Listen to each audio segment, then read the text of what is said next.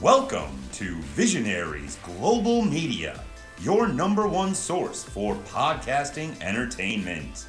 Visionaries Global Media, envisioning excellence on a global scale. This is Banned from Ringside. Tonight on the Banned from Ringside podcast, we have your Great American Bash from NXT recap. Apparently, AEW can sign everybody. Also, some Edge follow-ups, Money in the Bank lead-up, that and a whole bunch more tonight on the Banned from Ringside podcast. TK say, fuck it. We signing him too. Signing everybody. Ditch that 9 to 5. It's time to feel alive. Hello, Marks, and welcome to the Banned from Ringside podcast. As always, I'm your host, Bill Vagey, a.k.a. Gambiculus Cage. And sitting right across from me, we have Jason Cornelius Bell. What's going on, JCB? Oh, Jesus Christ, that's great. Allowed to bow our heads as I'm choking to death on the cigarette as I read from the latest edition of the Banned from Ringside podcast, volume 213, chapter 3, verse 14. And the good smart saith, hashtag boo the heels. It is all good, baby. Listen, share, subscribe, repeat. Shout out to my cats. They are somewhere hiding in this apartment. I don't know what it is about Bill. When he comes in, they scatter like roaches with the lights on. They don't like your ass. Shout out to Chad and Diesel. Young chicks. Like 22-year-old chicks. You're stealing my line on that one. Shout out to Chad and Diesel. Thanks for having me on View from the Top Rope. Let's do that again sometime. Outside of that, I have been enjoying my lovely vacation. This is day... 1, 2, 3, 4, 5. Day 5 of 10, so we're halfway through. I've been watching not a lot of wrestling, but a ton of other series that I've been trying to catch up on. Like I was singing the Power theme song before we got on. Mandalorian's up next, and then we're going to get into the Marvel edition of shit. So, yeah, I'm looking forward to the rest of this 5 days and not doing a goddamn thing and getting paid for it. And making his triumphant return to the Banned from Ringside podcast. We have Two Beer Zach Pullman. What's going on, Two Beer Zach? What's up? Don't call it a comeback. I was without service for like a full 2 weeks, and then like we got out here to Portland, and like the weed's so good out here, I just kind of forgot what day it was last week. And yeah, so I'm back. And yeah, just catching up on things. I've been thankful for the Observer because I can read about results and stuff and kind of keep up. But like, I have not watched any wrestling in like almost a month, except I did watch like the first half of AEW sitting here in the car before the podcast, like trying to cram something in. So yeah, It was wild. Pretty eventful episode of AEW. It was all right. No, I'm joking, dude. It was like, what the fuck, We man? are coming at you from steamy. Well, me and Jason are coming at you from steamy South City, St. Louis. Zach is coming at you. Zach, what adjective would you use to describe the Portland weather right now? Beautiful. Pretty generic, but yeah, I mean, it's 73. There's some nice cumulus clouds, I think, here in the sky. Nice breeze. All right, nigga, stop rubbing the shit in. I'll say stop right now. Gotta call it like you see it. Before we get too far into it, Zach doesn't have a lot of time. He's not going to be with us the whole time. We have some rearranging that we might have to do coming up in terms of us three. But without boring you with that, I'm going to bore you with this. Bill's Beard Company is all about that beard balm, that beard oil, that beard shampoo, them shower bombs and bath bombs. Hit me up on @BFRBill. I had a couple people hit me up last week. That's what's this up. Shit has been selling. We will ship it all over the globe. All over the globe. You know Free he's got a baby shipping. coming, right? I got a baby coming. You want that baby to eat? Thank you. Then hit me up for Bill's Beard Company. Okay. I'll say, you want me to do the podcast by myself? Then hit him up. Well, listen, that baby's coming quicker than later, so Yeah, right. you guys are going to have to figure something out for a couple months. Yeah, no shit. You know, you could probably make some money off that baby. You know, Ric Flair was a black market baby. Stop. Oh, Okay, how see- much do you think I could make? See, okay, wait. Come on, man. when I'm the voice of Probably reason. a couple years worth of Bill's beard bomb. Jesus man. Christ. Come on now. That's a lot. Hey, that's a lot of money. You're back 5 Also, minutes. You're selling babies Beer's baby. It's Bill's baby service. It's a renewable resource. It's just something to think about. Without further ado, let's get to that 3 counts. 1, 2, 3. JCB, kick us off. It's a good thing that Aaron does not listen to the podcast. Otherwise, you'd have some explaining to do. She loves Zach to death.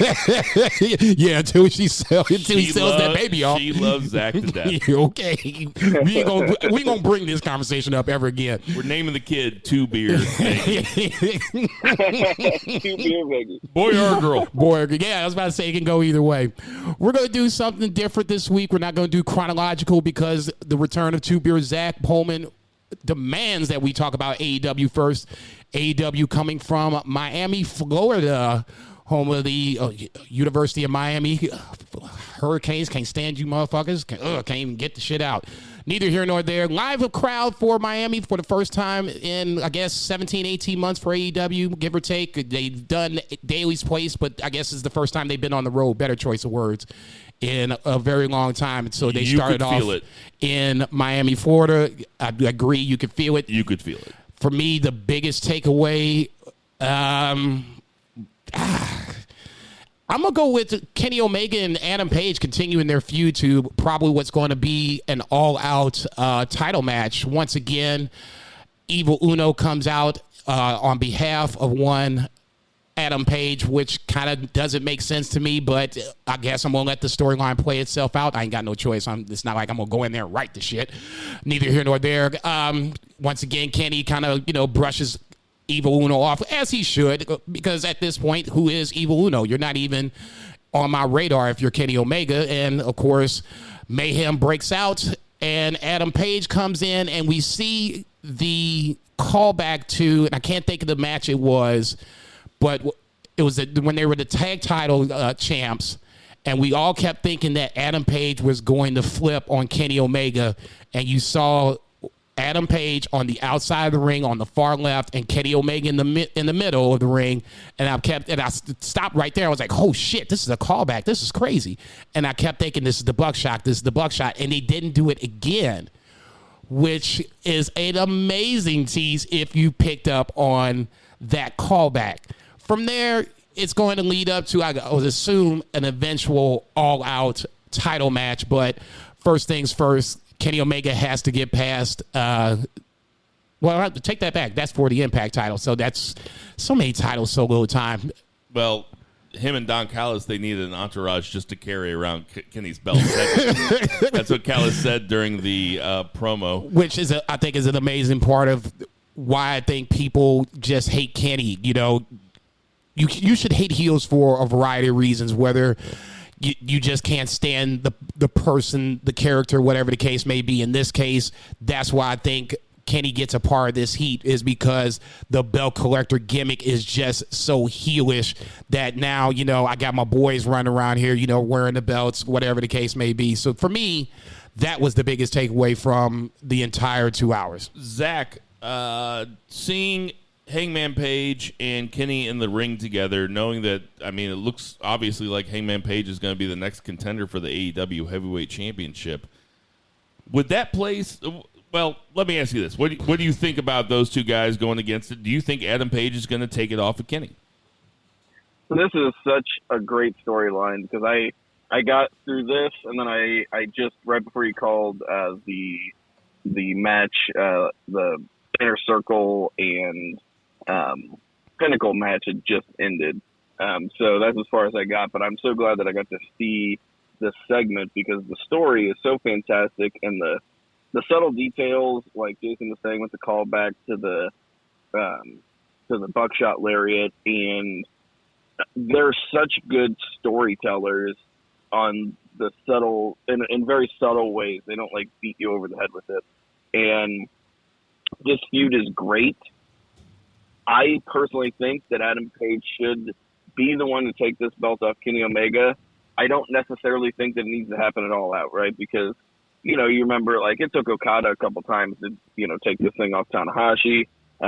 It took Ibushi a few times to actually finally get his crowning moment as IWGP champion. And I'm analogizing that to some of the greatest title runs in wrestling history, which, I think AEW is in that running as far as, long-term champions. The belt obviously means something. The storytelling's phenomenal in the ring and outside of it. So, just incredibly well done. And I gotta say something about Kenny Omega's facial hair and how much I love/hate it. They are going all in. Like, these guys, him and the Bucks, they're like, we're heels now. So, like, we are 100% heels, and we got to walk around in our normal lives looking like fucking douchebags. No doubt. So that we can pull this thing off. But, like, I mean, his new look is so good. It's and so it's the good. opposite of It's so bad, it's good. Yeah, which is the opposite of, I know I'm not going to, like, jump around on subjects here, but Otis's new look, like, he went from somebody with, like, full-on charisma. He looked like somebody, and now he just looks like the bouncer at the strip club who, like, none of the strippers would actually fuck, but they all kind of joke about it and tease him, and he's just, like, so sad. Nah, one of them would. One of them would. One of them probably would. Sapphire. But, yeah. Sapphire Emerald or something. One of them would. He definitely ain't getting a Mandy Rose, though. What I definitely like about this segment with Paige and Omega is that they didn't go through with the buckshot lariat. How tempting that must have been in front of that crowd, because that crowd was so hot for Paige when he came in. They were chanting cowboy shit. As soon as Evil Uno came out, it got even worse. That's the best aspect of it, was having a live crowd. And, like, it's like we're right back in it, right? Because I was kind of worried that, you know, AEW had this big lull, like you said, like, 18 months, at Daly's place. Like, these crowds were so hot before the pandemic. And I think outside of New Japan, they were kind of hurt the most by the pandemic. But, like, now we're in there, and hopefully these crowds stay hot. And it's such a better environment than the CWC or the Thunderdome or, like, whatever. Or Daly's place. Like, it's so much better to just have, like, 5,000 people in there, like, screaming cowboy shit. And that really makes the segment. For sure. And it was really fun when Omega said, getting back in front of live crowds, I'm having a hard time making you guys out. If Adam Page would have hit that buckshot lariat, though, that place would have come unglued. Without question. It would have gone nuts. This is a rare Dynamite for me. I have nothing to complain about. Nothing to complain about. This was a perfect.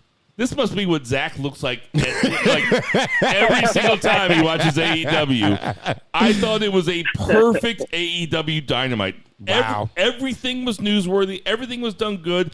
I'm on record as not being a big fan of seeing Christian Cage fight Matt Hardy, just because I feel like they're two old guys. But the package, the vignettes that they did to sell that match was also very good.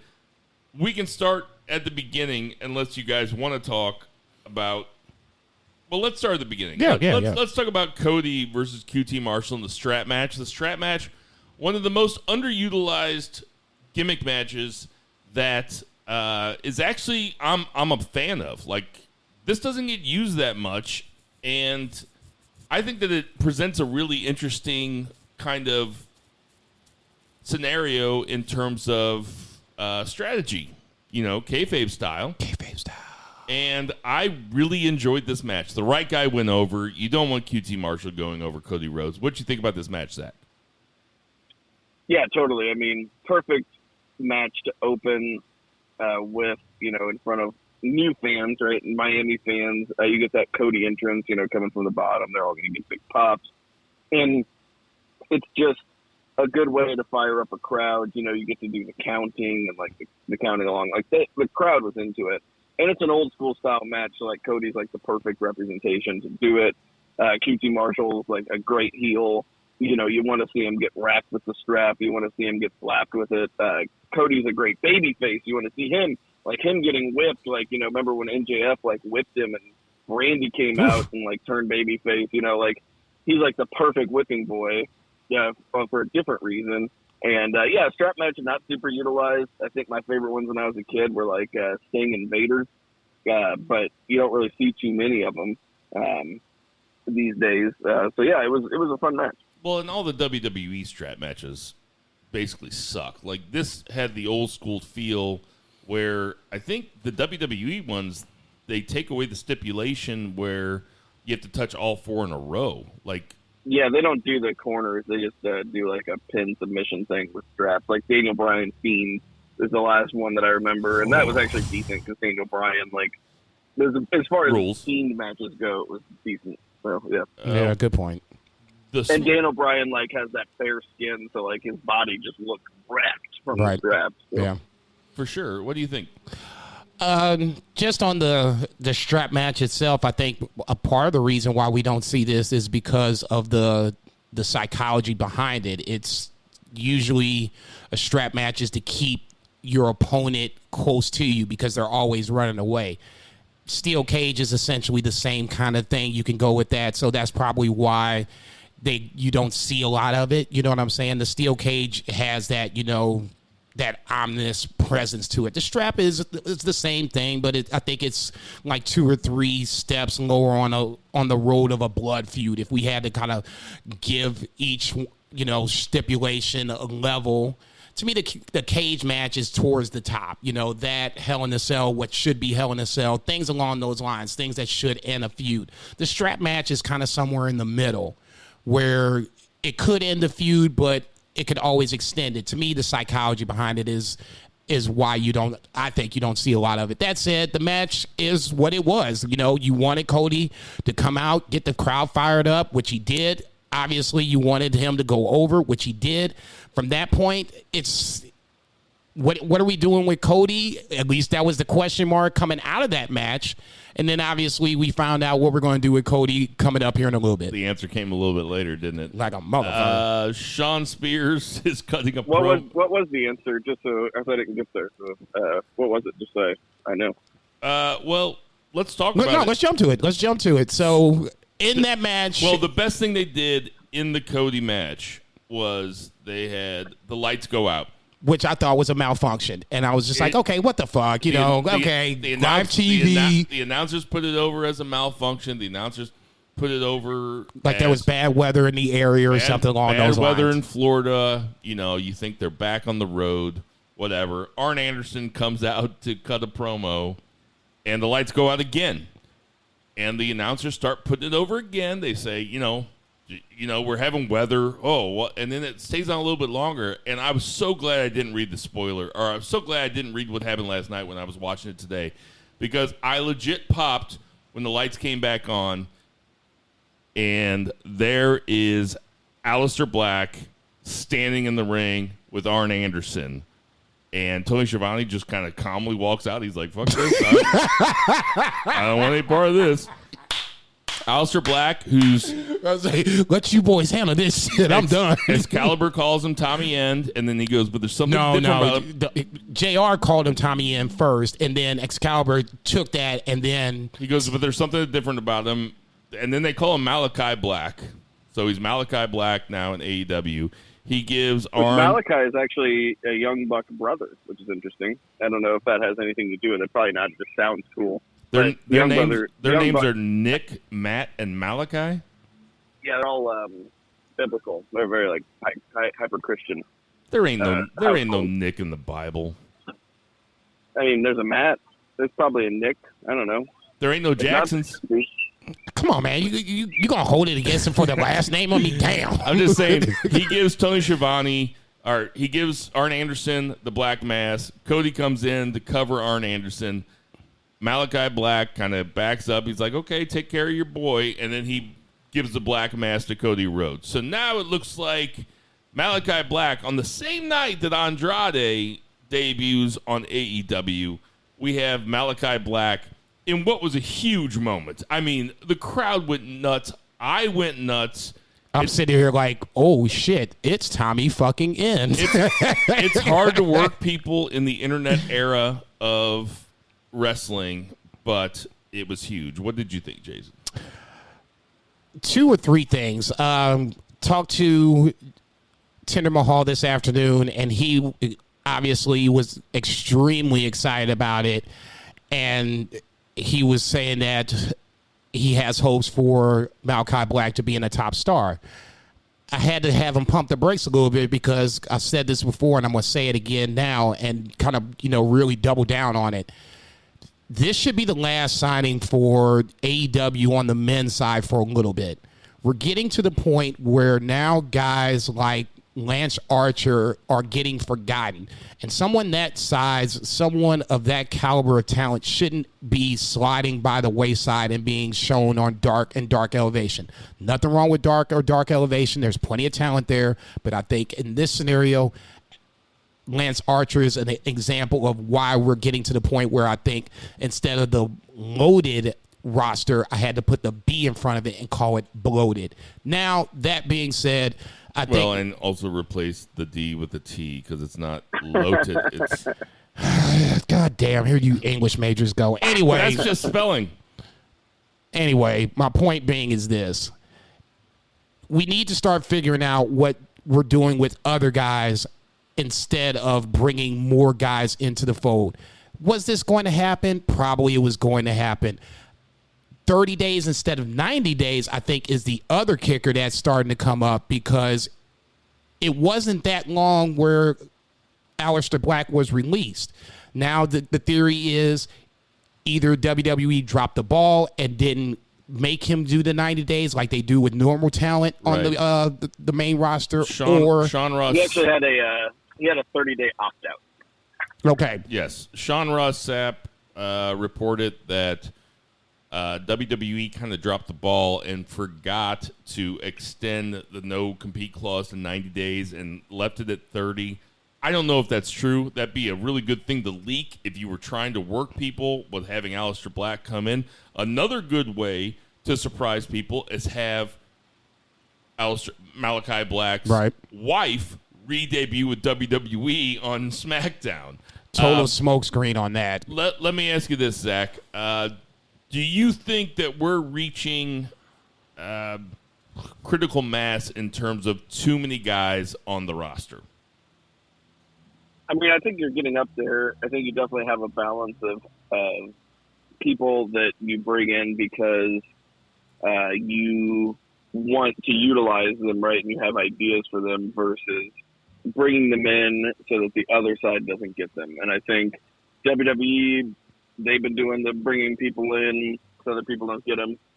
They are the richest wrestling company in the history of the world, and they're cutting people left and right because they have a bloated roster. AEW, while the most successful wrestling company, not WWE in more than 20 years, is not like fail-safe, right? They're not just like idiot-proof like WWE is.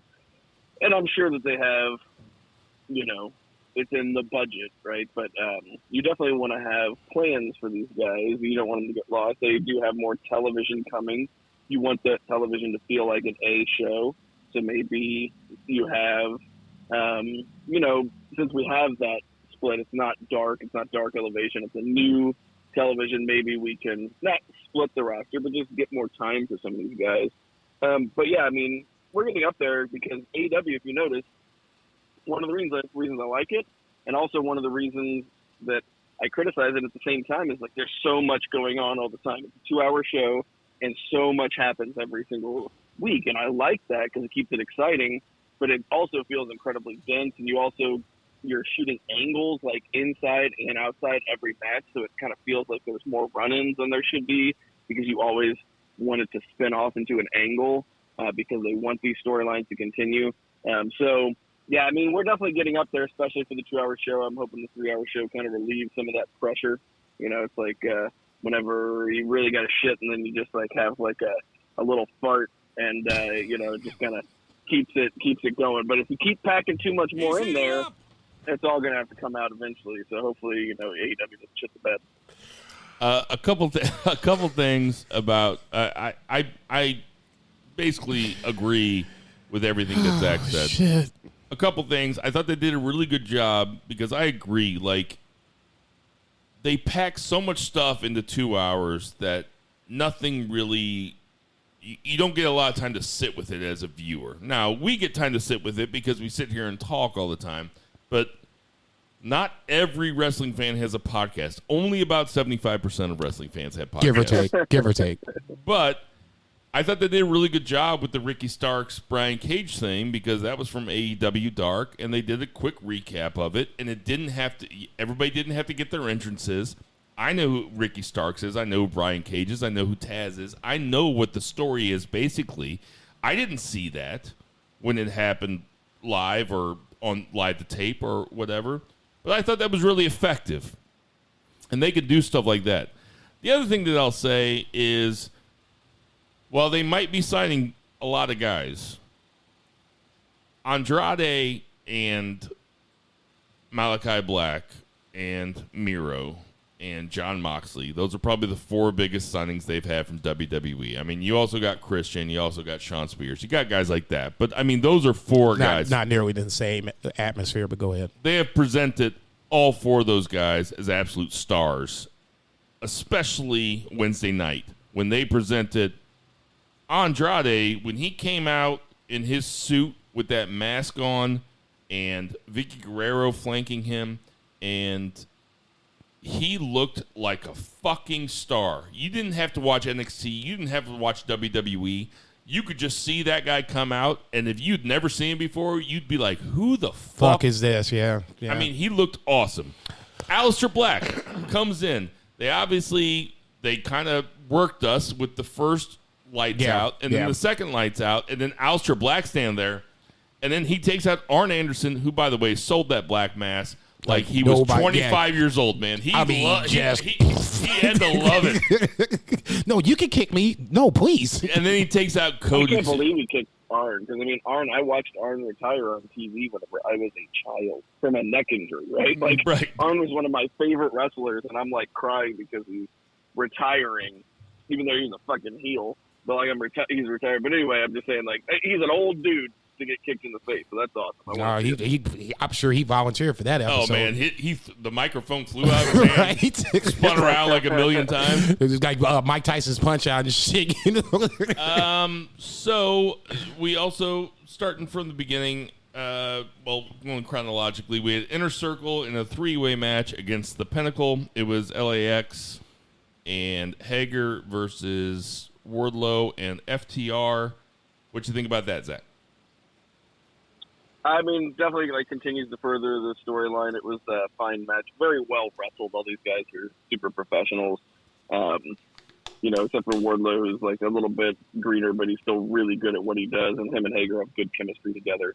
But this was like fantastically wrestled. I really just want to see that FTR Santana Ortiz match, the big banger that we've been begging for. I really want to see that. For sure. I love that Conan is with Santana and Ortiz. If Conan's going to be a player in AEW, because like in a manager role, we already have a ton of managers, but Conan's very good at that. Very good personality. From watching him, even like as an older guy, like in MLW, he's fantastic. Totally willing to take some bumps. And I think he would be great with Andrade too. Kind of shift him, from Vicky, maybe give him to Conan. That would be awesome, because I feel like you can take him a little more seriously than you can Vicky Guerrero. Maybe that's just me. But yeah, like totally fine match. I really wish, like, one of the matches on my list, like, there's matches that I need to watch, like, very soon. One of them is the Sammy Guevara MJF match, because I heard that was awesome.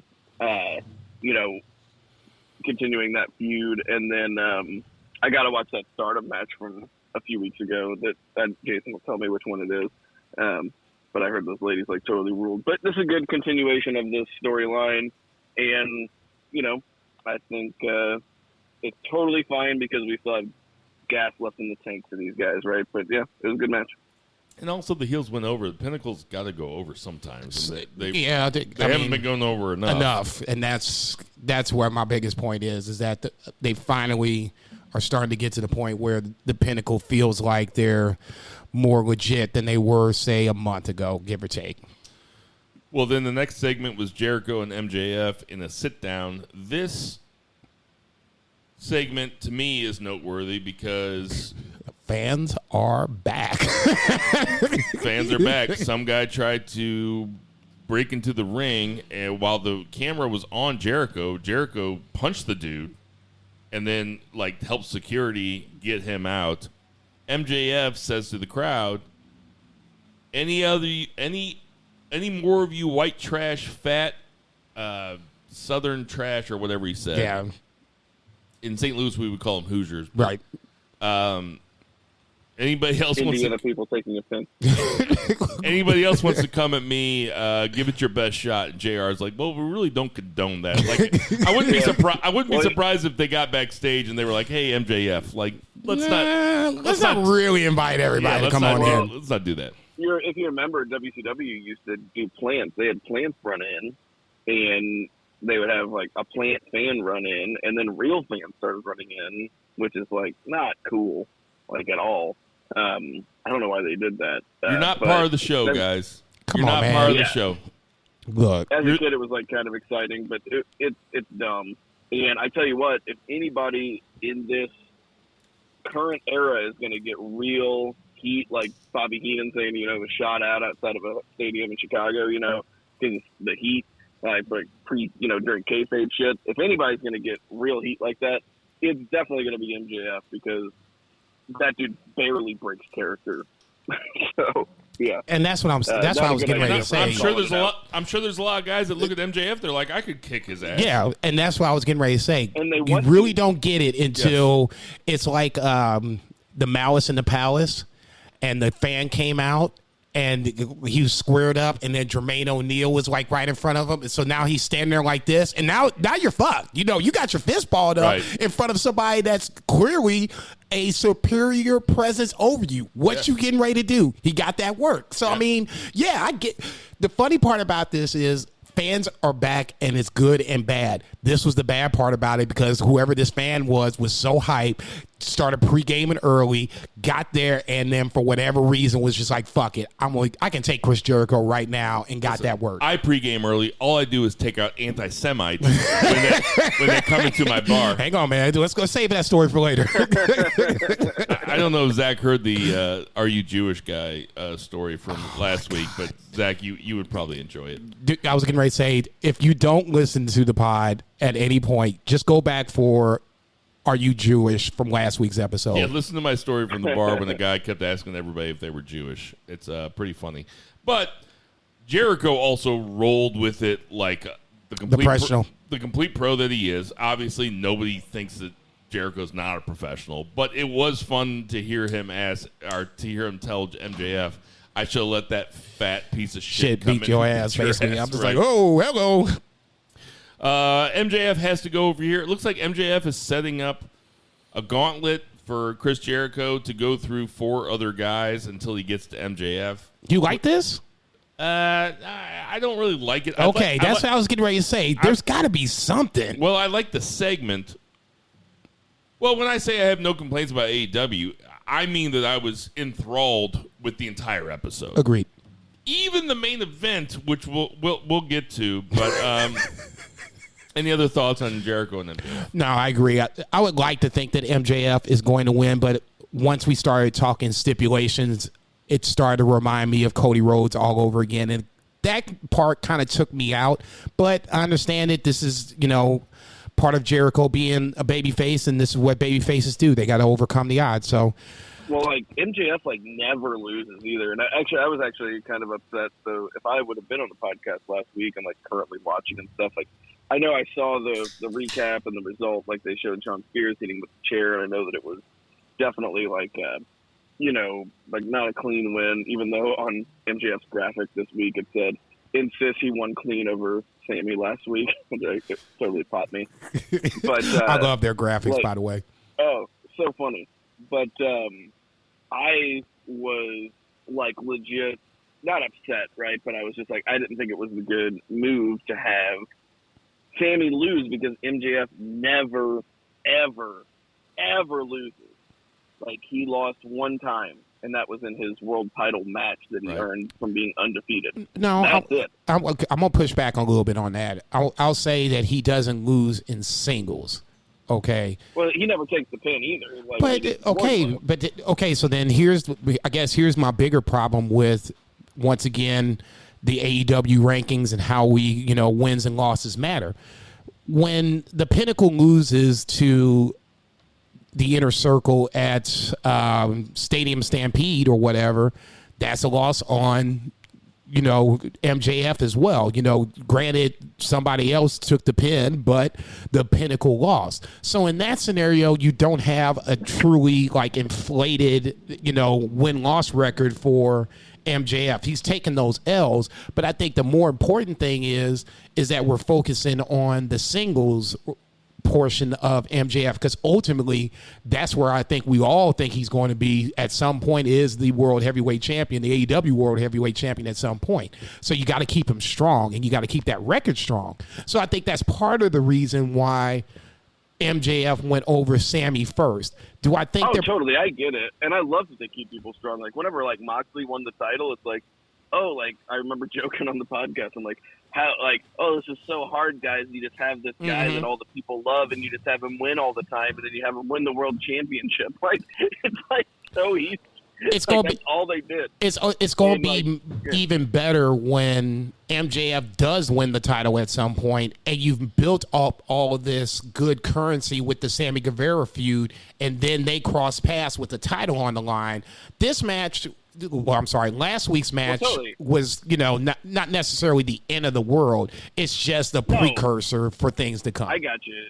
But totally, yeah. But at the same time, if you have one of those matches that, we can think of MJF's win-loss record, right? So it's almost like Jericho's, right? Because it happened so little, right? You remember. Right. So, you have, Sammy, for instance, and I'll just, kind of analogize this to Shingo Takagi, right? Shingo Takagi is a guy who rarely loses. He lost that neverweight belt to Tanahashi, and then he ends up the world champion, right? So, now Tanahashi should come knocking on his door, and they should have another banger match. So, if Sammy would have beat him, not only would it give Sammy the momentum he needs because he's a super babyface, and I think he's future star of this company, along with him. Sammy Guevara does not need any momentum. Him and Jungle Boy at this point are good to go, okay? We need to start worrying about the rest of this roster. Yeah, totally. But if you had that little loss, then you automatically set yourself up. You automatically set yourself up for that match.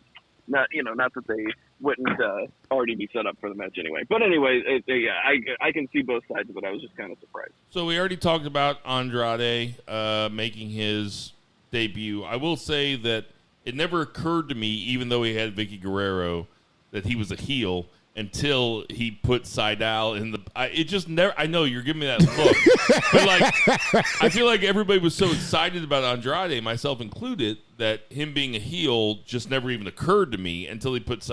Okay, fine, maybe I'm dumb. I didn't say that. You said it. That's your word. Okay, I'm dumb. I just want to say. Excuse me. You didn't think he was a heel? I just don't think that Matt Seidel's contribution to that match should be ignored. I think I said last week that Seidel's the exact right guy to go against Andrade in his debut because he can give him a good match. Andrade can do what he does really well. One of the things he does really well, which is sell like a motherfucker, and Seidel can match him move for move pretty much. No, without question. Definitely take all the moves, too. What you think, Jason? Especially with what you said, and then having Matt Seidel ranked at number 5, and this is Andrade's debut match. That's where I think the AEW rankings kind of, start to work a little bit, because now you have somebody, even though world-renowned, coming into the company and beating the number 5 guy in his debut match. Seidel over as the number 5 guy, and that's one of the things I took away from that. So I'm not saying that it's going to catapult Andrade to number 5, but it does give, that, I guess, safety net, for lack of a better term, if Andrade doesn't beat Kenny Omega for the AAA title. You still have Andrade on this other ranking for this other company, treated like boxing at this point. Yeah. You know what I'm saying? So now if he loses the AAA shot, he still has the AEW shot. So that's why I was saying that him coming over there, not necessarily a surprise, but it gives a little more flexibility of what AEW can do. It was also a really good showcase for Andrade. Without question. Zach, he came out and had a really good fucking entrance. Two Beer, what you think? Well, I didn't get to see this match, but, result-wise, it makes sense. Like, you ain't got to beat Andrade in his goddamn debut, and Seidel, is not like set to be a top guy. Like he's there to put on good matches, and I assume that's what they did because I mean I can't imagine them having even a mediocre match. They did. So I'm looking forward to seeing it. It was 7 minutes and it was really good. Yeah, which is crazy being 7 fucking minutes. We already talked about Cage Hardy. We already talked about Malachi Black. We already talked about Starks and Brian Cage, who are having a match next week for the FTW title. Which I like damn that little bit about. I like the bit about you know, essentially like they're fighting it out, right? You know, brothers if fight. this ends up in a split, that's fine. But I'm totally cool with like in faction fighting for storyline purposes. I think that's fun. I do too. Next up, we had Bunny and the Blade versus Orange Cassidy and Statlander, and this is just a primary example of what I've been saying for a long time. Don't want to sound like I've been right the whole time. You know, I'm wrong a lot. But Orange Cassidy is so much better with a live crowd. Agreed. Because he immediately went up to the Bunny and did this thing where he barely kicks her, and then he goes, Brian's like, man, fuck this shit. I watched the whole match because Orange Cassidy in front of a full crowd is fun. It's so much fun. Totally. Like, I texted Bill the other day, and I was like, I've been listening to a lot of Pixies on my road trip out, just kind of revisiting. And I was like, man, I tell you what, you were right. I was like, they could have picked a different song, and Here Comes Your Man is definitely the song for Orange Cassidy. Would have been better. But I'll take Where's My Mind. Yeah, like, I think that act is fun. Are Orange Cassidy and Chris Statlander like an item? I don't know. That's a good question. I hope so for the both of them. Me too, because I mean, like, I couldn't imagine I couldn't imagine a more interesting I would watch them have sex. Okay, yeah, all totally. right. So if we had to, hang on. We're gonna go down a rabbit hole here for 30 seconds. Quick sidebar. I'm gonna steal. So good to have Zach back. He's not afraid to be a pervert on here, man. So I'm gonna double down on it. She'll be like one of those like porno beds that you see where like they're like 69ing, but she's like holding them up like upside down.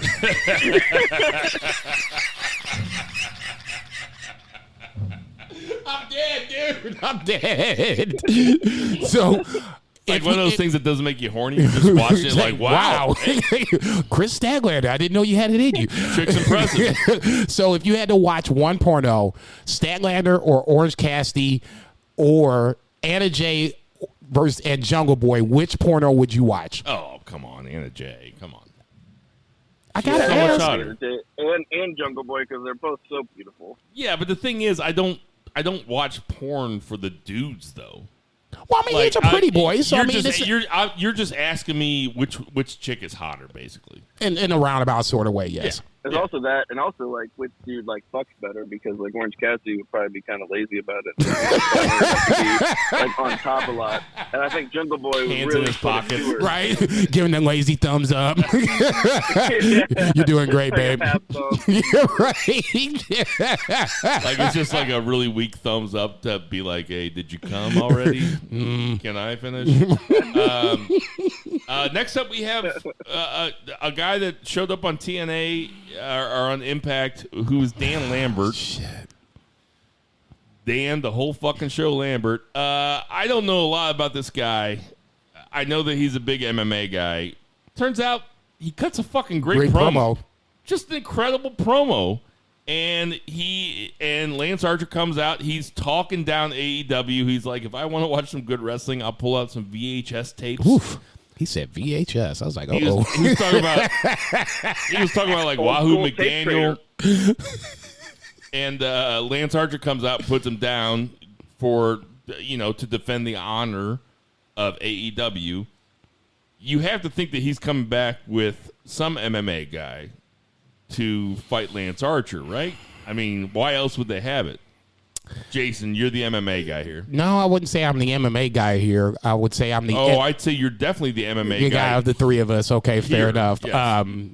This, to me, was more of an MLW angle, if I wanted to say, of any angle, if you just wanted to keep it wrestling now. Dan Lambert is, if you don't watch MLW, Major League Wrestling, he has his own little faction going on. King Mo is a part of it as well. He has affiliation with... King Mo is the guy that is I the heard MMA guy. Okay, so if you wanted to go that route and start to bring MLW into this, cracking open this forbidden door, then so be it. That might be the way to go. Tom Lawler might be another name that you can throw out there. Obviously, Tom Lawler has MMA background, current NJPW Strong champion, openweight champion, so you can kind of work that into the play. Ultimately, I didn't think this had anything to do with MMA per se, except for the fact you had Jose Masvidal and Emmanuel Nunes there, so you can hopefully take some casual MMA, viewers. Well, I shouldn't say casual MMA viewers. People that are MMA fans but are casual AEW viewers, you can kind of grab them into the fold. But ultimately, I think this is about somebody else that we don't see coming on the horizon. Brock Lesnar? Man, if Brock Lesnar comes to AEW... Cain Velasquez? Okay, that would be more reasonable than Brock Lesnar. I'm saying either King Mo or Tom Lawler is the surprise that Dan Lambert is going to come out with. But ultimately, I think this is, like I said, this is still more about wrestling than it is about mixed martial arts. Okay, so I want to ask Zach to comment on this because he didn't see it, and it's impossible to weigh in on this if he didn't see it. I'll just say Dan Lambert's a good promo. I enjoyed the segment more than I thought I would. By the end, you want him to see him get his comeuppance. Then we had Penta and Eddie Kingston in a match for the AEW tag belts against the Young Bucks. Ends up being a total schmaz. It's street fight rules, so I mean there are no rules. Let's get that out the table. We knew it was going to be a schmaz, and it was a schmaz. Before it was a schmaz, it was great, entertaining. Just absolutely watching Penta and Eddie Kingston obviously is the odd man out of those foursome with his style, right? He doesn't have the same style as the rest of those guys. No, I think the street fight. They put him in his natural habitat. Right. I think the street fight rules gets him into that. I loved it when he squared up like a Queensberry boxer, with Matt or Nick. I don't fucking know. Malachi. Jesus I don't fucking know. Christ. And then, but the Young Bucks, the Good Brothers come out. Of course, they get their paycheck. If you've never listened to the Good Brothers podcast, they are fucking hilarious. Are they? Oh yeah. Well, I shouldn't say that. They always talk about how they beg the Young Bucks. They're like, hey, don't give us a match. Just give us a run in or a backstage or something. They just want to get paid. They're really funny. And Frankie Kazarian, the Elite Hunter, comes out and neutralizes them. The Young Bucks Penta Eddie Kingston match, though, that's pretty much what you're watching wrestling for. Yeah, in a vacuum, I thought it was really good. It was awesome. Yeah. It was a well-told story. Tons of cool spots. Like, mucho cool spots that if you put it in a pay-per-view in even 2011, you'd be like, what the fuck is this? Yeah. Right. Yeah. But the Young Bucks go over. Zach, I'll let you put over what you say is the best tag team of all time. Jason rolls his eyes. You ain't supposed to say that shit. Hey, we're an open book here, man. We are an open book. I'll tell you what, like, I'll give you some homework, I'll give you a challenge, and you find me a bad Young Bucks match, and it's going to be hard, and I'll watch it, and I might disagree, but, like, I haven't even seen, like, just like good matches from them. They're all like pretty great. Like, so they really deliver. He ain't wrong. I'm starting to come around to Zach's side on this. Lord, I really am. I'm not a slave you to of nostalgia. all people are you of all people say recency bias is like one of your big things. Right, but I'm also not a slave to nostalgia. Which is, and they've been doing this for like 10 years. It's I'm not going to look at the APA and be like, well, they're a better tag team than Young Bucks. Obviously, we're not. I did not say that the APA. I know you. I'm throwing somebody out there. Okay. I'm not going to look at the Dudley Boys and say that they're a better tag team act than the Young Bucks. I'm really not. Now, they were good. They were over, but You know, I think you might be discrediting the Dudleys a smidge. well, let's have a conversation about this real quick because like I said, I listened to the Good Brothers podcast last week, and they had Vince Russo on. Okay. And Vince Russo is wrestling in a nutshell, man. He is at times infuriating with his opinions. He is really, like, if you listen to him, you're like, dude, you're fucking wrong about this. But at other times, he's also like, he makes a lot of sense, you know? He says... You can see why he had the pencil at one point. Yeah.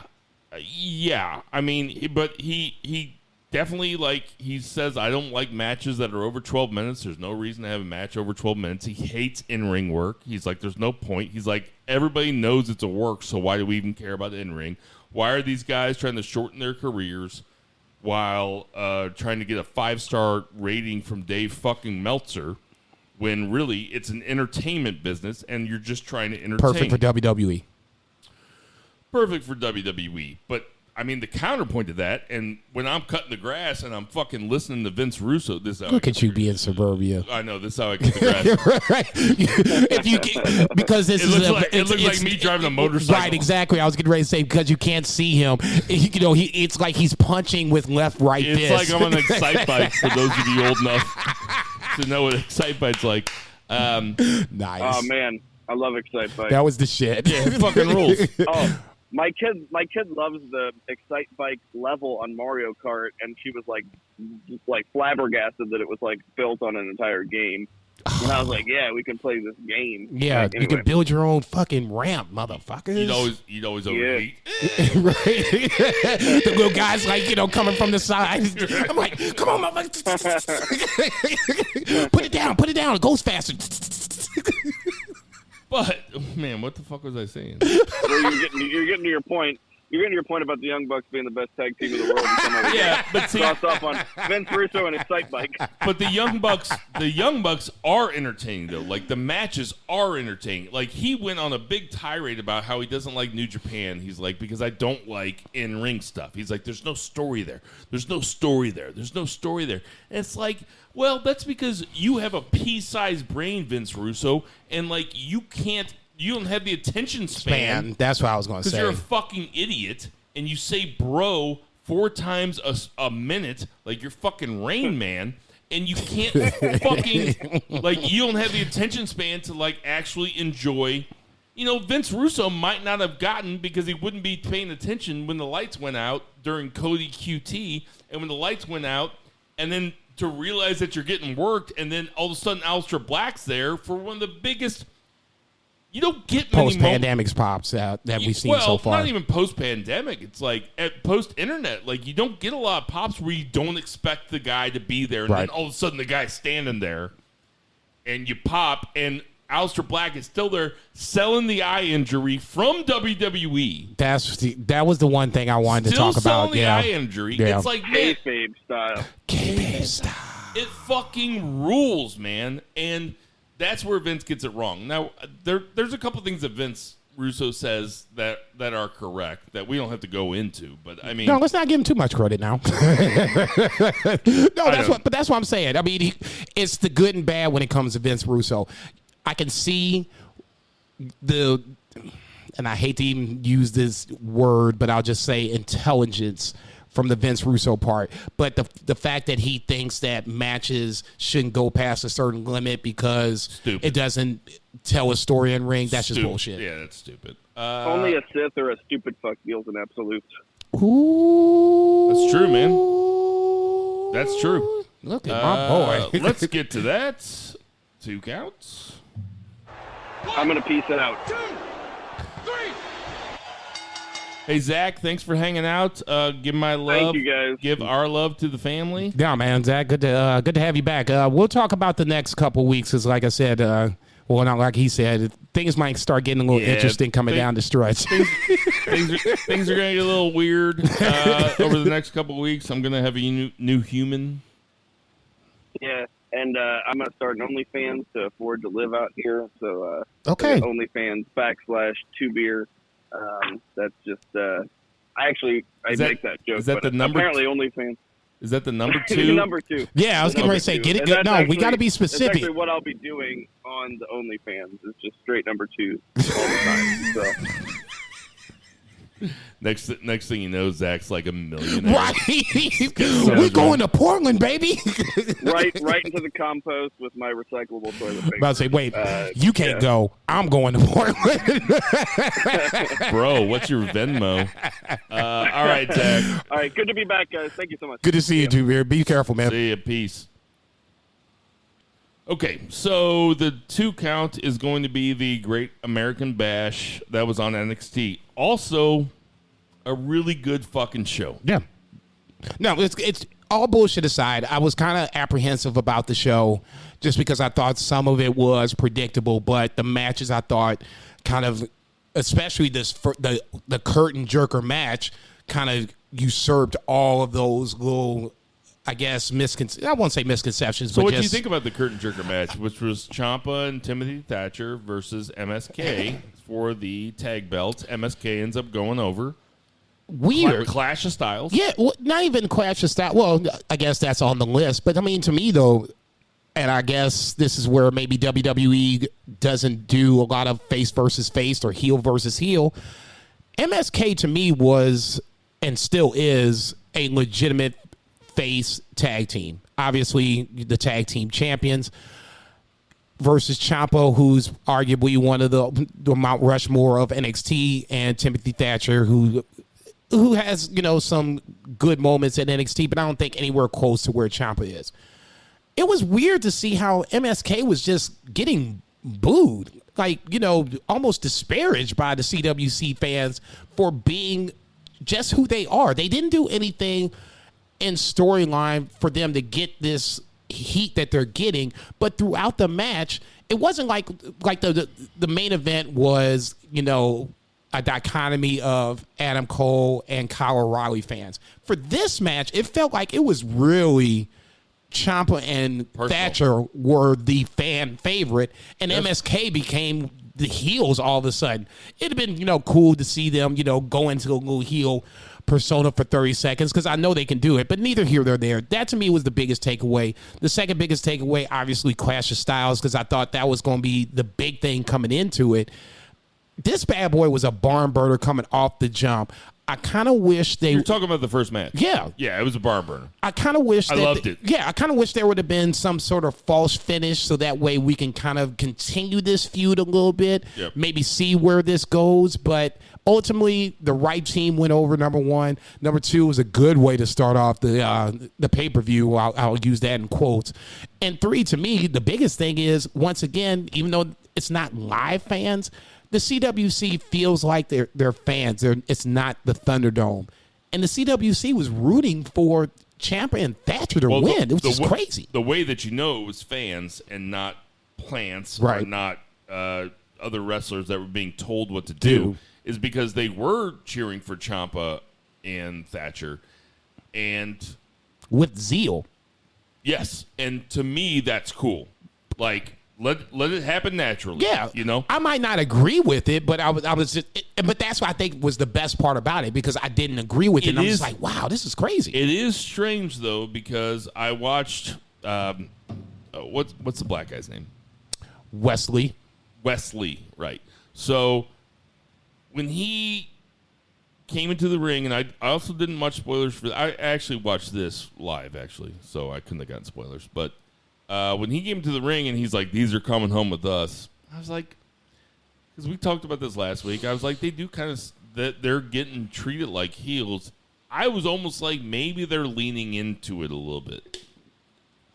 Like maybe you go with what the people, maybe you go with the way the river is taking you, Yeah, but I mean, if you were going to do that, then they should have been doing more from the time the bell rang. They didn't fight like heels. No, and that to me, if you're going to do but I don't think that then Ciampa just do it. Thatcher fought no, like it was babyface team versus babyface team, which I don't have a problem with. Heels versus heel, I don't have a problem with.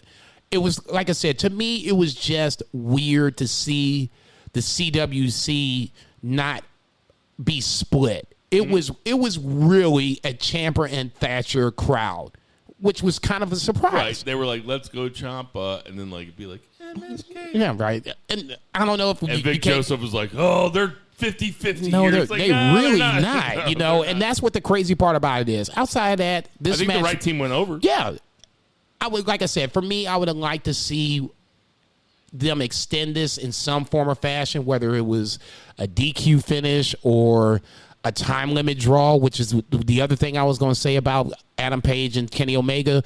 I wouldn't be surprised to see a time limit draw so that way both you can come back and do this again because you have a legitimate reason to do it. Sure. I wouldn't have been mad to see MSK and Ciampa and Thatcher do this, but ultimately the right team went over. It's just now what's next for MSK? Who's going to be the next team in their way? Agreed. Samoa Joe and Regal come out and they call out Karrion Kross and Gargano. Gargano cuts a promo on Karrion Kross. It is legit. I think they talked to you before. I will only say this. This just sounds so inside baseball, but it is so strange to me how much they are leaning into these NXT known quantities like Adam Cole, Johnny Gargano, Pete Dunne, guys like that, and how they are really tearing down Karrion Kross for not being the in-ring talent performer, that they are, because NXT it's a work rate. It's a work rate promotion, right? That's what it's been since the beginning, and that's why guys like you and me, that's why we love it, right? Agreed. It is strange to me that they have basically NXT royalty, if not the NXT king of Johnny Gargano, cutting him down, being like, I'm going to drag you into the depths, and saying, I'm going to show you shit that you've never seen before. Like, basically making fun of this. Now, of the champion. This is heel on heel, but Johnny Gargano has become the de facto babyface because the crowd's back. And they don't like Karrion Kross, and everybody likes Johnny Gargano, and also I think it's more everybody likes Gargano versus everybody hates Kross, but neither. Also, Gargano is so good at being a chicken shit heel that he becomes funny. Like Twitter brought up this thing that I hadn't seen in 21 years when Kurt Angle was celebrating winning the King of the Ring, and he was throwing food everywhere, and food landed on Undertaker's motorcycle. Now it's like, oh shit! But a light bulb went off to me, and I was like, oh, that's what Gargano is. Yeah, that's perfect Gargano, you know. And that's why I love Kurt Angle so much. Yeah, I'm already like, so what happened? Undertaker whooped that ass, right? Well, he just comes around, he's like, where's Angle? Oh, shit. This is why I love Angle so much. He's a great fucking performer. Well, he was the best chicken shit heel. And now that you start to say this is the same. Yeah, I can totally see the parallel to this, because I can see if you took Gargano out and put Kurt Angle in, everything is the same, if not even more enhanced, because it's Kurt Angle. Right. Yes. Thank you for agreeing with me, because I thought that I was like, on an island. I didn't trip off of this until you just said this, and now I'm just like, oh yeah, this totally makes sense. Like I said, once again, this is one of those times where the CWC is kind of throwing me for a little loop. I know what Johnny Gargano is. You're not a babyface unless if you're attacking somebody from behind or not seeing them coming. They did something first. So if you're coming back to do it, you're bringing the receipt. You don't initiate it. Johnny Gargano kind of initiates this. You know what I'm saying? He's the guy that's, he might not be stirring the drink, but he's definitely, stirring the pot. Better choice of words. Well, yeah. Every time you look up, it's Gargano being the aggressor, more so the verbal aggressor. Obviously, Karrion Kross in the ring should physically take this man down. But the fact that he keeps bringing up that NXT's not like any other place that Karrion Kross has ever been, and that he can technically out-wrestle Karrion Kross, that to me is where I'm wondering where this is going to go. Well, Karrion Kross says, he goes, you think you're gonna get me with all these technical moves? He's like, I'm gonna beat the shit out of you. And then Karrion Kross says one of the corniest things I've ever seen. It's almost like a John Cena line with how corny it is, but like everything's flipped where he goes, there's only 3 things that I wake up and I think about. One is I'm never going to lose the NXT title. The other one is main eventing WrestleMania, and the other one is holding the WWE heavyweight title. It's like, you fucking corny bitch. It's like, and I like Karrion Kross. That sounds like a babyface promo right there. It but that's sounds just like me. a babyface promo where we're from, our age group. But now when you watch it, and you see Johnny Gargano being funny and being chicken shit and being all the reasons that one might like wrestling, when you see Karrion Kross say that, I look at them like, you fucking, like that's not a good promo. It doesn't necessarily jive in the fact that he being the NXT champion really shouldn't be focused on the main roster just yet. He's the NXT champion, and this obviously all in kayfabe style. So that being said, that's kind of the problem. What he does said, that mean that he loses? I don't think he loses to.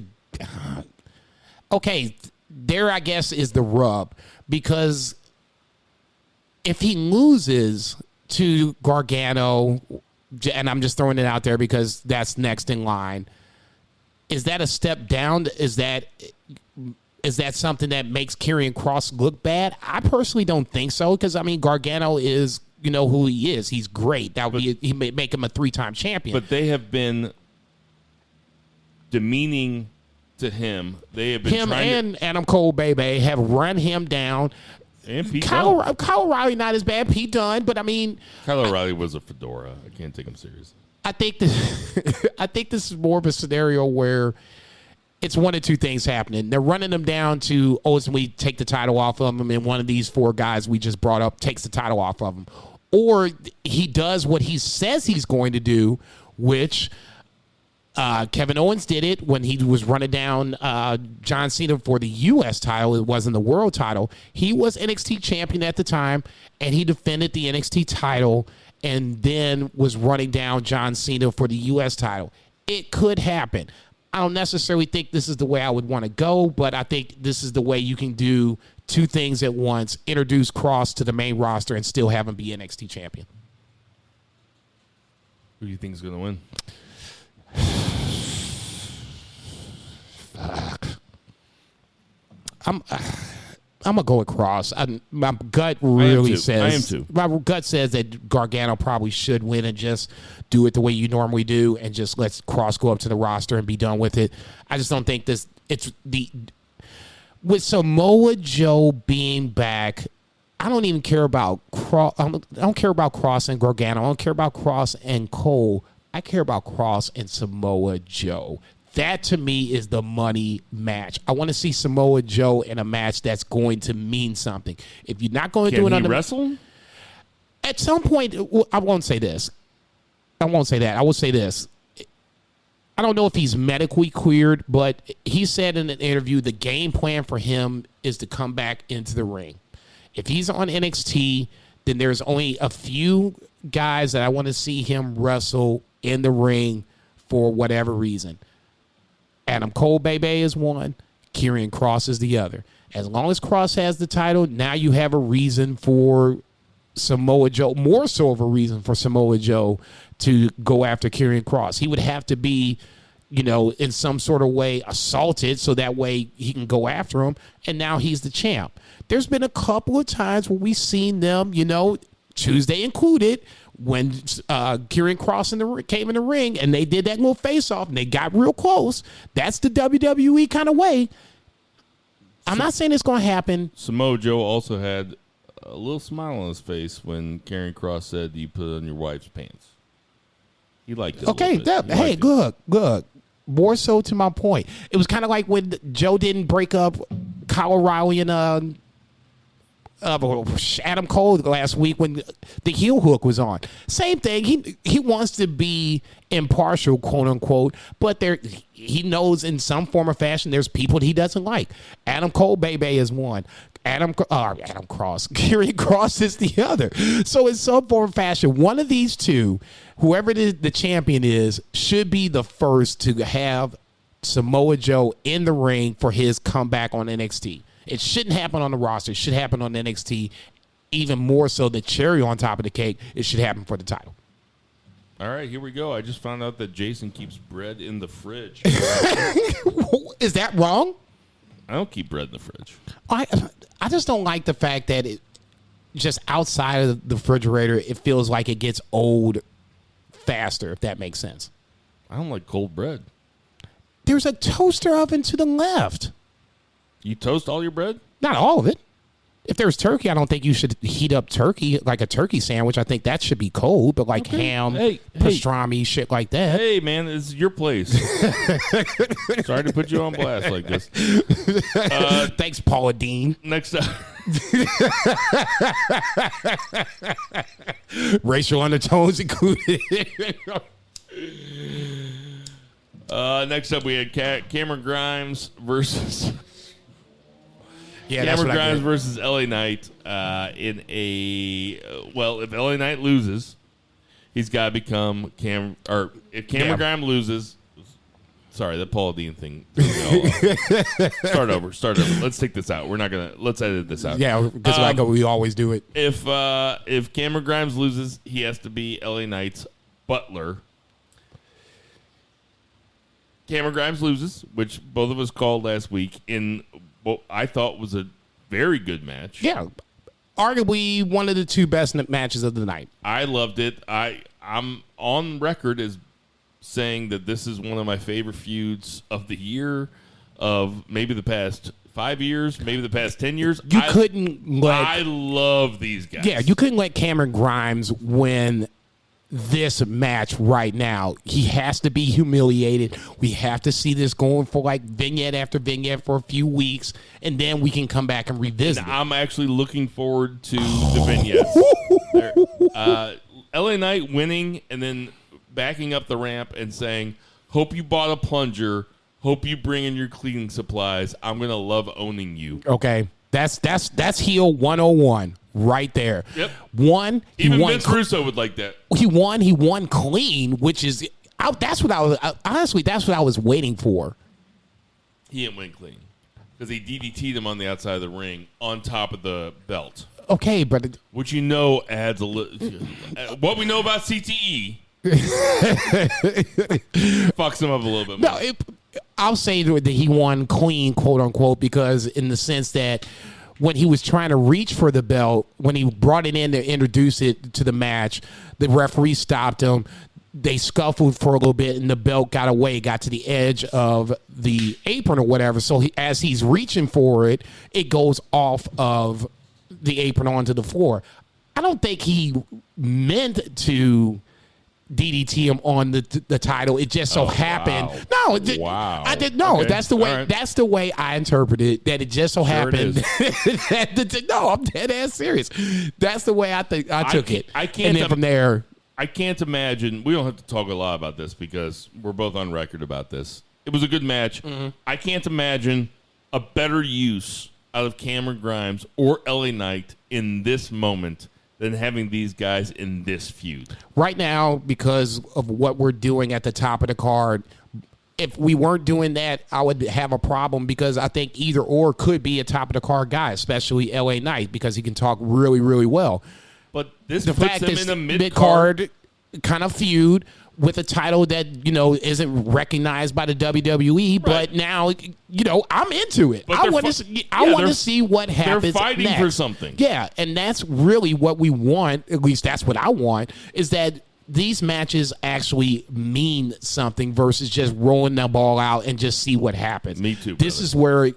Now, from this point on, I want to see Cameron Grimes get humiliated, and then what happens next? Are we getting a rematch? Is Cameron Grimes going to get somebody else to help him to, get him out of this servitude? Maybe what they happens become a next? tag team.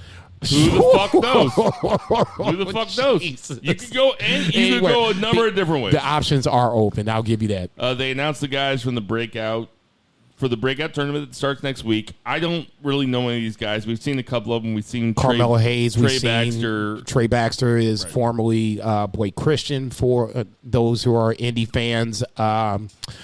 Josh Briggs is a big evolved guy, big literally and physically, figuratively. So Massive. that might be somebody to watch out for. There was somebody else. Joe Gacy, another evolved guy. I think that might be somebody to watch out for. My personal favorite, I think, is Carmelo Hayes. I mean, skin tone aside, he's been the one guy that they've kind of introduced in with Adam Cole. You just don't have Carmelo Hayes and Adam Cole recreate Kurt Angle and John Cena for no reason. I agree. That's why I think my knee-jerk reaction is Carmelo Hayes, but I wouldn't be surprised to see Josh Briggs or Joe Gacy win this thing. Don't you think it's weird to name a guy Joe Gacy?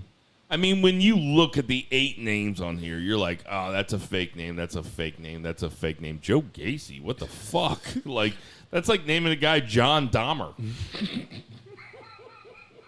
I mean, it really is. Like, John Wayne Gacy is not like not like a below under the scenes type of serial killer. Like, Okay. he's a big time serial killer. Okay, so you can kind of imagine who Joe Gacy is as a wrestler by the name alone. Big time heel. Pretty weird. Yeah, but he's going to be one of these guys that, knock on wood, he gets past the first round, so you can kind of see him moving forward. Joe Gacy, Josh Briggs, Carmelo Hayes are the 3 guys I can think of off the top of my head that I expect big things from. Blake Christian / Baxter being the 4th. All right, we had Io Shirai and Zoe Stark take the belts off of the way, Candice LeRae and Indy Hartwell. We finally found out who the battery loading vignettes were about. They were about Tegan Nox. Tegan Nox shows up. I know who Tegan Nox is now because I know she's not Dakota Kai. You say we're gonna make sure that Bill figures these 2 out Well, just take one of them off TV for a year. here, and then bring her back, and then now you can start figuring it out. She's not Dakota Kai By any stretch. She comes out. This was a fine match. I was really surprised that they took the belts off of the way, just in the sense of how these tag team titles, the NXT tag team title history has started up. Yeah, and Io and Zoe are a makeshift. Yeah, I don't like that. That is one of my biggest pet peeves about WWE. Unless this is going to turn out into a monster feud where we have, the NXT women's title on the line at some later point, which I just can't see happening. To me, Io Shirai is one of the next to be moved up. So that's why I was kind of surprised that they did this. Could they go back and flip the titles again? Yeah, because, clearly I don't think they really care about the NXT tag team scene. I think this is just something to kind of give other women that aren't chasing Raquel Gonzalez something else to do. They did make a point to have Dexter Lumis come out and pick Indy Hartwell up. So that's obviously a storyline going. Oh, it's always been a storyline. To me, and it's, like I said, on record, not a Dexter Lumis guy, but when they came back from break and I saw him scoop up Indy Hartwell, I was like, okay, we got that going. So there was something, for me, positive coming out of that. To me, the biggest takeaway was, once again, we're hot-shotting the NXT tag team titles. And then finally, we had Adam Cole Baby! versus Kyle O'Reilly in what they kept Straight-up match. They kept calling Cole O'Reilly 2, which let me know as a viewer, as a savvy viewer, right, that Cole was going over. Yeah, it would be hard to imagine Adam Cole not going over, especially the way this storyline has been written. Adam Cole definitely made it a point to say that he lost this first match because it wasn't a wrestling match. You can't beat me in a wrestling match. And now I think we can agree on this one. Adam Cole won this wrestling match clean. Yes. Okay. And It was a tremendous match. It was. I mean, I didn't like the fact that they went to commercial right away, but outside of that, I thought the match was really good. Spots all over the place. You had injuries on both sides of the fence, kind of, especially with the finish when Kyle O'Reilly came for the knee and the knee didn't have the effectiveness that it should have. That sets up the finish. Once again, in-ring storytelling does happen. You just have to pay attention to it. Now, that being said, like you said, the tiebreaker is coming up. What the tiebreaker is, what the stip is, when that's going to happen, we're going to figure that out in a second. But ultimately, my guess is obviously Kyle O'Reilly has to go over number one.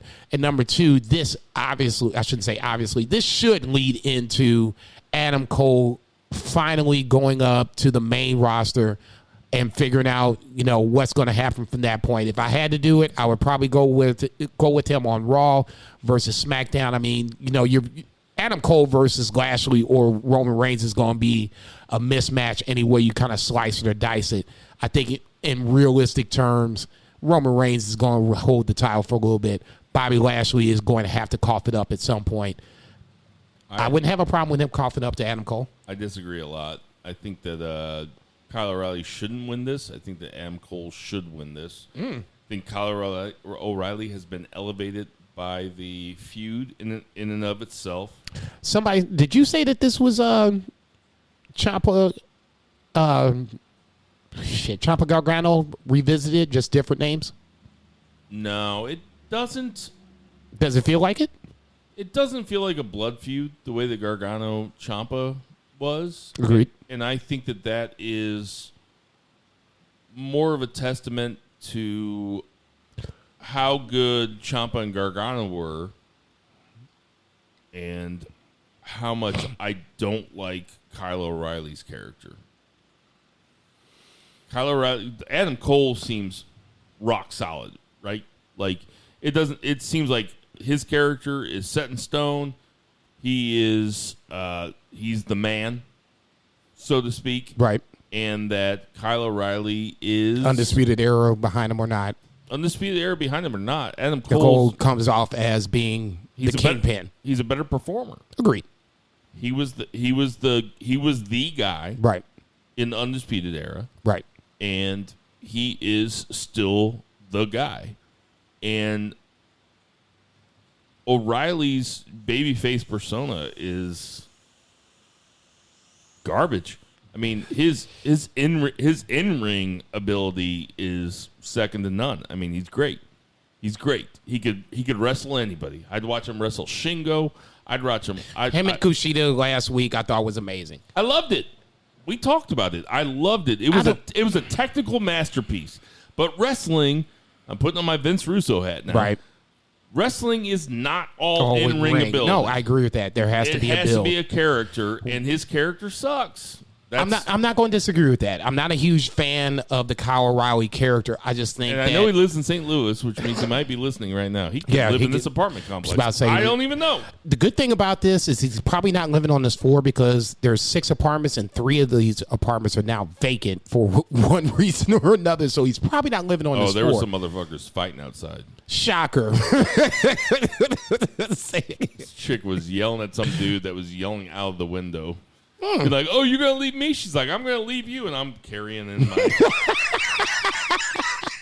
I got like a 6-pack in one hand and a bag full of shots and my little notepad. Guess what? They ain't worried about your ass.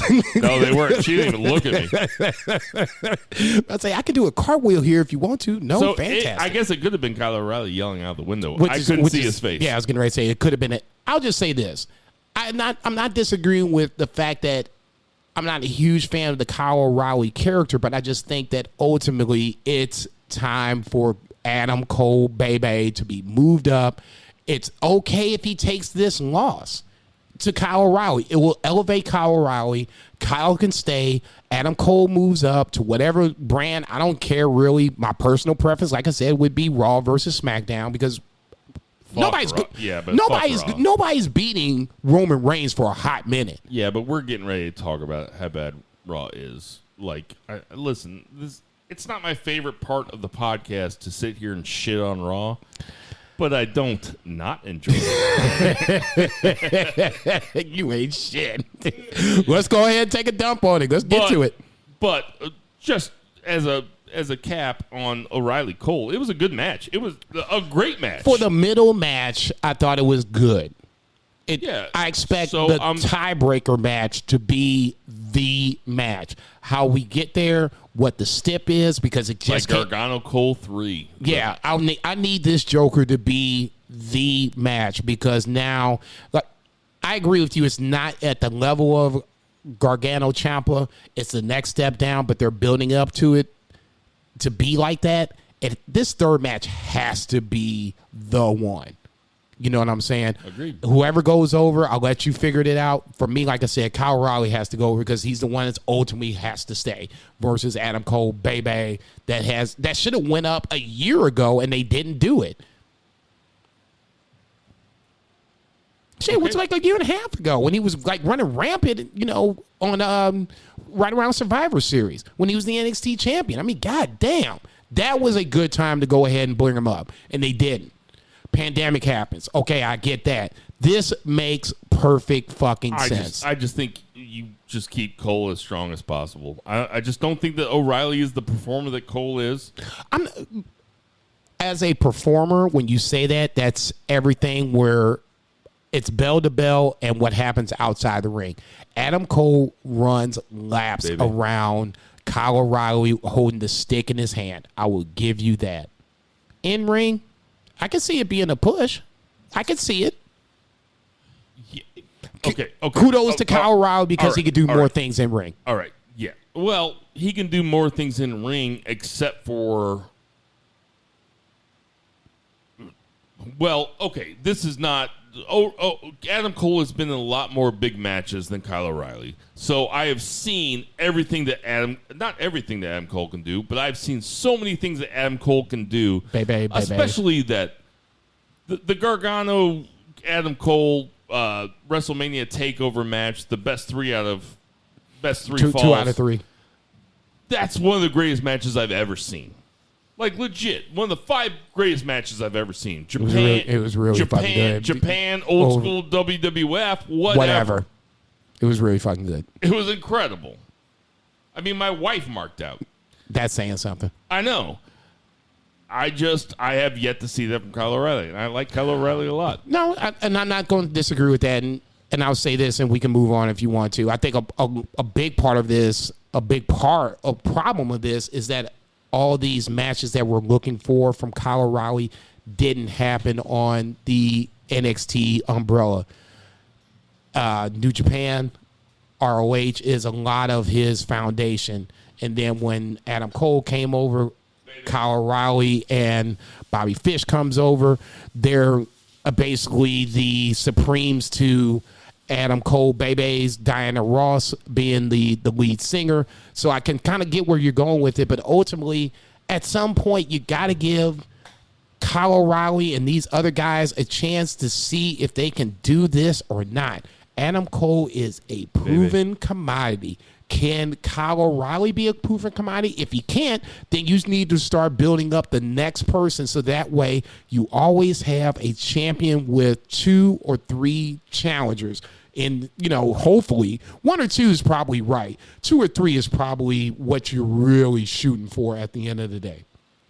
All right, let's do this shot to the guy that talks shit about you. I listened to the podcast for a little bit, and we need to never pay that guy any money. It's the fucking dorkiest fucking thing I'd ever read in my life. Thank you for making me feel better. Fucking name. What a fucking dork. Thank you for making me feel better. Here's to you, dork. So, Ooh. let's get to that 3 count. Please and thank you. 1, 2, 3. All right, so there's no Japan to talk about. There is going Not to yet. be Japan to talk about soon. Probably This weekend. This weekend they got the 2 big shows coming up. But go ahead. Yeah, but that fucking baby's going to be born right around the G1. And I'm not going to be able to come on the podcast and do G1? Yeah, you can. We'll just have you for just G1 segments. What if the baby's crying? Have you thought about that? No, you didn't think about that. You're not a dad like I am. No, I'm a cat dad. I'm a cat dad. I'm a dad. I'm a cat dad. I'm a dad now. You don't know what it's like to be a parent. I don't. Thanks for rubbing it in. Not like I do. I know. I haven't found the woman that loves me enough to be able to harvest my children. And I'm such a dad that I came out here, got drunk, and tonight I'm going to lean into my wife's belly while she's sleeping and just read a book to my baby. It's so sweet, right? You better be treating my niece nicely. Thank you very much. Niece, huh? Yeah, I told you that. All I think this is going to be a girl. What do you think about McIntyre's cornball promos? Are we pro or anti these cornball-ass promos? Very anti. It just feels like this is... It doesn't even have like a direction for it. It feels like it's filler, which is fine, but I think you have guys that are filler. See Miz and Morrison. That's why you have these guys on the roster. Miz has a torn ACL, but he shows up every week just to kind of throw shit out there and provide a bridge from one storyline to the other. I don't give a fuck about the Loch Ness Monster. I don't give a fuck about William Wallace. Braveheart was an amazing movie, but that has nothing to do with Drew McIntyre at this point outside the fact that they're both Scottish. What about the backlash on Braveheart these days? I just can't figure it out. Braveheart was a fucking great fucking movie. One of the only two movies I've ever seen in the theater that had an intermission. Ooh, damn, you just showed your age like a motherfucker. Didn't I? At the dollar show.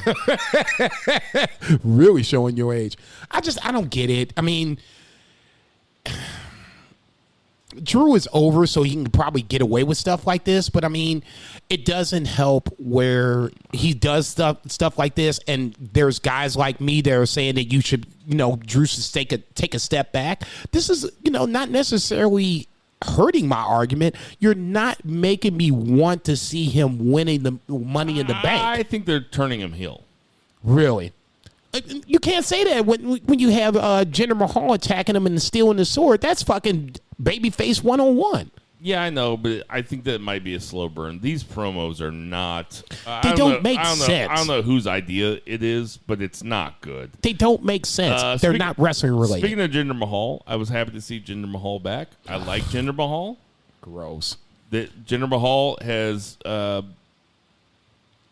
he has spurred on a lot of conversation on this podcast over the last 4 years. Good, bad, or indifferent. No, without question. Good, bad, or indifferent. They got rid of the Bollywood boys, and then they put them with two more brown dudes. I can't tell if Veer or Shanky is Indian. They could be Mexican, and no, that's not me. I don't think they're Mexican. I think they're that's Indian. That's not me being racist. No, it's not. You know the guy. Do you know the guy? You ever seen Training Day? Multiple times. You know the guy that's sitting in the kitchen with Ethan Hawke. That they're playing poker. They're playing poker, and then all of a sudden you realize it's going wrong, right? For Ethan Hawke. Yeah. And the one guy has played in so many movies. He's been an Iraqi, an Irani. He's been a Mexican guy. He has been an Indian. He's been all these things. Talking about he got his shit pushed in. Yes. Yeah. Your shit pushed in. I'm like, dude, you're fucked. Literally and figuratively at this point. But my point is that Hollywood or WWE, they can make these guys whatever they want. Without question. You don't know if Veer or Shanky is Indian or not. Jinder Mahal isn't even Indian. He's fucking Canadian, for Christ's sake. Well, he's Indian Canadian. Okay, whatever. Don't take away his Indian heritage. I wouldn't take away your African heritage. It's already been taken away. Thank you very much. Now that being not said, by me. No. I appreciate you allowing me the fact. Now give me a beer. No, I got one. I'm kidding. This old motherfucker is walking to the bathroom. What I'm saying is, WWE gets rid of the Bollywood boys and then immediately gives Jinder Mahal more TV time. And they put Veer and Shanky with them, who are basically two brown guys. They might be Indian. I don't know. I didn't look it up. Two brown guys that are just bigger than the Bollywood boys. So what is the point of giving Jinder Mahal another push with the exact same thing and just bigger dudes. Do you think they're going to give Jinder another push? Because that's kind of the big thing moving forward. I tell you what, if they bring him out of wherever the fuck he was, and they dust the cobwebs off, and now all of a sudden he's feuding with Drew McIntyre, who has held the belt for the last fucking 12 months, and now Jinder's in a feud with Drew McIntyre. Even Drew McIntyre ends up going over. That's a bit of a push, right? It's a push in the sense that I think it's more so about Drew versus being about Jinder. To me, this was more, that whole segment, the match and him stealing the sword was more about Jinder than it was about Drew. Drew is over at this point. He shouldn't even be in this scenario of, having to compete for the Money in the Bank. Well, that's what I'm saying, dude. I'm saying that they're giving Jinder a push. So you're agreeing with me. It's a slight push. I love it when you agree with me. It's a slight push. I'll just say this. So nice. If it comes to where this is a one-on-one match and Jinder goes over, now we can start, looking at this. It could be the same thing where, like 2 years ago, we were talking about Roman Reigns beating Drew McIntyre like a drum at every given turn. And then 2 years later, we're talking about Drew being a big star on the Raw side and Roman being the most dominant, superstar in all WWE. Time will tell. So I'm not going to sit here and think that McIntyre is going to put Jinder over. I got serious reservations because I'm personally not a Jinder fan. 1 and 2, I think this is just he looked a like bridge. $1 million, dude. He did, dude. He looked like $1 million. Look, I'm not going to. You ever heard an interview with that dude? He is such an easy guy to root for. Right. He's very cool. Non-Jinder Mahal is a very cool guy to relate to and somebody you want to root for. Jinder Mahal, the character, hard pass. That's just me. What are they doing with Riddle? Riddle's going to win Money in the Bank, right? No, I won't say that. I will not say that. And I said this last night on View to the Top Rope. If they're going to do brand specific, how do you keep getting invited on all these shows and nobody even reaches out to me? I'm funny. Nobody said you're not funny. I'm enjoyable. Nobody said you're not enjoyable. I'm good at talking. You are the best. You are the host of this bad boy. No, this now is you're blowing smoke up my ass. This is a scenario where I'm Motherfucker. trying to just make sure that you keep my niece safe and bring her in safely and keep you off the radar. You got so much shit to do, man. You 9 to 5 at Edward Jones. You got to deal with the pod. Don't give my job away. They ain't listening. You got all kinds of shit to do, okay? I'm just doing my part to put the pot over. Now, to answer the question about Riddle, if they do brand specific, I don't think that Riddle wins. I think that Riddle, actually take that back. Riddle could win because Riddle might be one of the few that could beat Bobby Lashley legitimately. There is not anybody that's on this Money in the Bank roster, whether it's Raw or SmackDown, that's going to beat Roman Reigns. If it's a SmackDown guy, it's just to get us to the next pay-per-view, which would be SummerSlam. The rumor was John Cena. Apparently that's going south. So now I'm really starting to think that this is going to be somebody from the Raw side. Matt Riddle is starting to make more and more sense. Now you can bring Randy Orton back in. Randy Orton takes it off of Riddle if you want to, or Riddle keeps it. That's the big thing, is that Randy Orton is sitting there in the lurch and you haven't seen him for a while. I'm going with Riddle and it makes sense. Here are the things we're not going to talk about for Monday Night Raw, because Monday Night Raw was 1.4. Abominable. Is that good? No, it was a 1.4 rating. I mean, that's... What are they getting?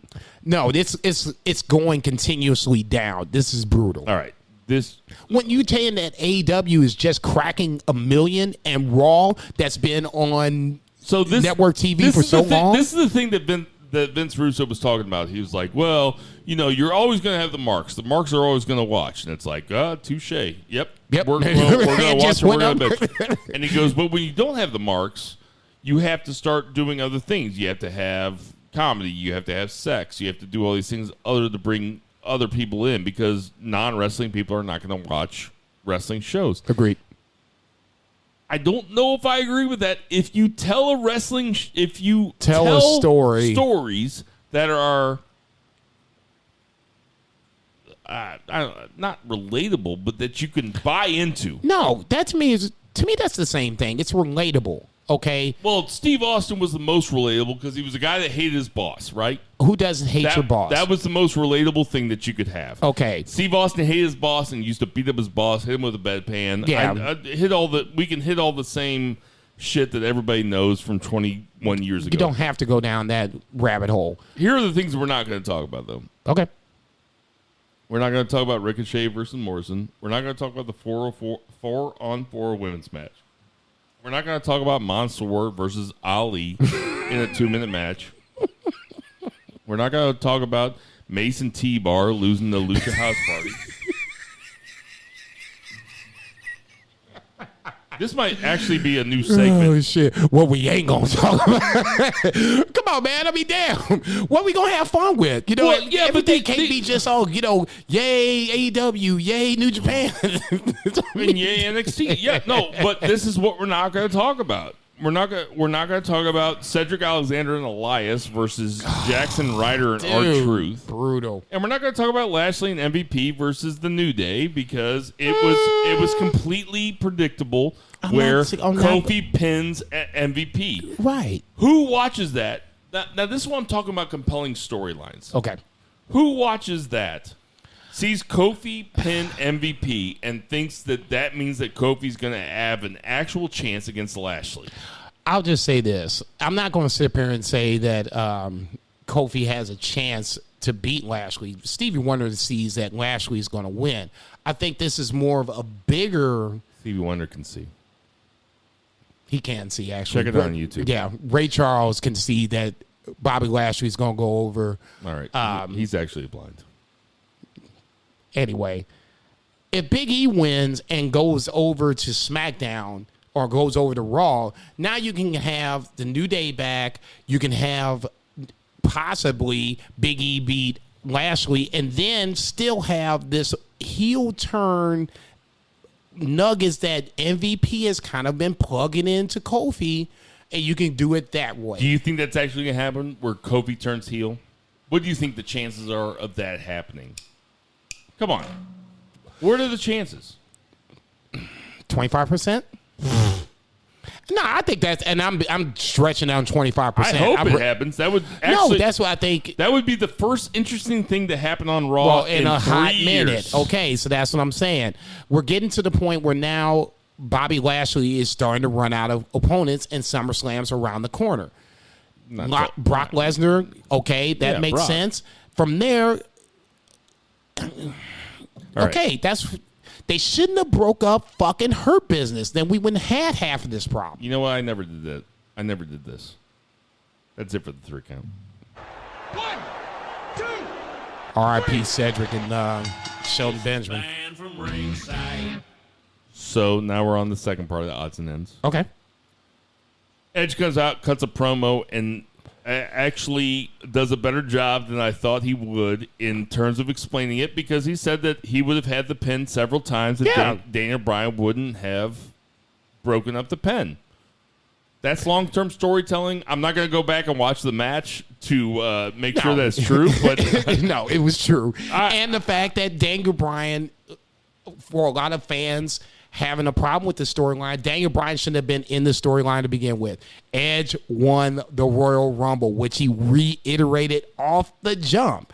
And then you brought Daniel Bryan into it. I totally get the Edge segment, and I loved it. It's fair. Just because it explains it, and it's true. You can go back and watch it.